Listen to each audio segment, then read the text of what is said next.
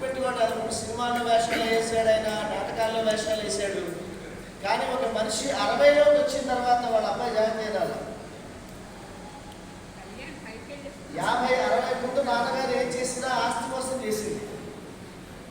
50 ముందు 60 ముందు నాన్నగారు ఏం చేసినా ఆస్తి కోసం చేసింది. 60 తర్వాత ఏదైనా ఒక మనిషి చేస్తూ వెళ్తున్నాడు అనుకోండి, అది అస్తిత్వం కోసం చేస్తున్నాడని అర్థం. ఆయన ఇష్టమైన చేశాడని అర్థం. ఇది చేస్తే నాకు ఆత్మసంతృప్తి కలుగుతుందని చెప్పడం అర్థం. గత 10 ఏళ్లుగా ఆయన నాటక పరిషత్తు నిర్వహిస్తున్నాడంటే దానికి ఇష్టం.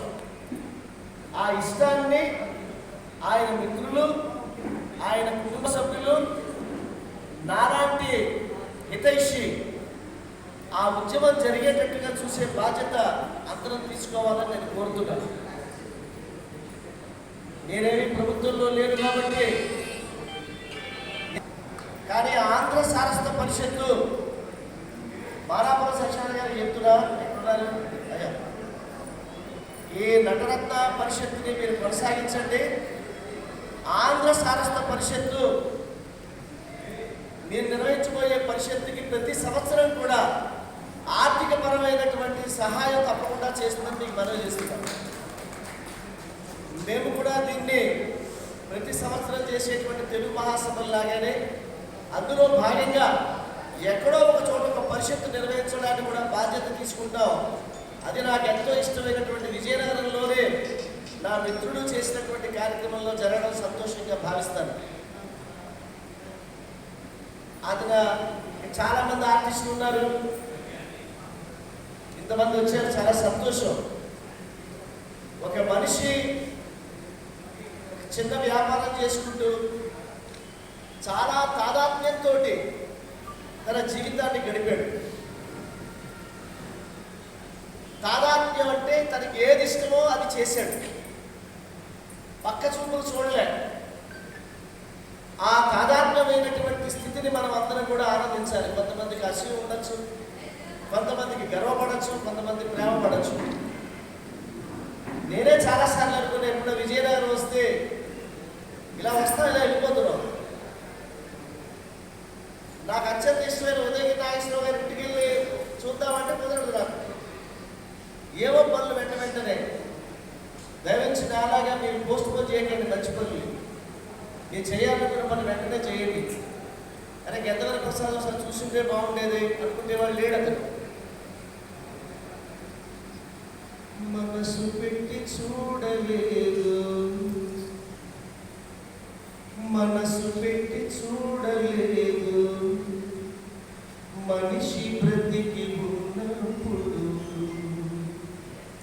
ప్రేమ పంచి ఇవ్వలేదు, మనిషి బ్రతికి ఉన్నప్పుడు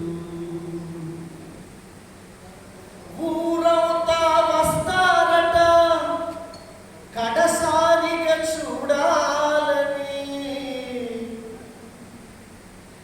ఊరవుతా వస్తారట కడసారిగా చూడాలని, కానీ పలకరించి నవ్వలేదు, మనిషి బ్రతికి ఉన్నప్పుడు ప్రేమ పంచి ఇవ్వలేదు, మనిషి బ్రతికి ఉన్నప్పుడు పూలెన్నో పరుస్తారు చివరి యాత్రలోనా, పువ్వులెన్నో పరుస్తారు ఈ చివరి యాత్రలోనా, కానీ ఒక్క పువ్వు ఇవ్వలేదు, ఈ మనిషి బ్రతికి ఉన్నప్పుడు ప్రేమ పంచి ఇవ్వలేదు, మనిషి బ్రతికి ఉన్నప్పుడు. హైదరాబాద్ నుంచి వచ్చాను, నిన్ననే వచ్చేసా. మార్నింగ్ ఫ్లైట్ అలా మిస్ అయిపోతే ఈ శ్రద్ధాంజలి కార్యక్రమం మిస్ అయిపోతానేమోనని నా ఇంటికి వెళ్ళడానికే నాకు కుదరడం లేదు. వాళ్ళ గెద్దవర ప్రసాద్ కార్యక్రమానికి వచ్చారంటే నాకు అతనంటే లోపల ఎంత సెంటిమెంట్ ఉందో మీరు అర్థం చేసుకోండి. ఈ సెంటిమెంట్ని కలిపింది ఒక కళ, ఒక కళ. ఇంకొకటి కృతజ్ఞత. నా బాగోగుల్ని, నా ఎదుగుదలని మీరందరూ గర్వించినట్టు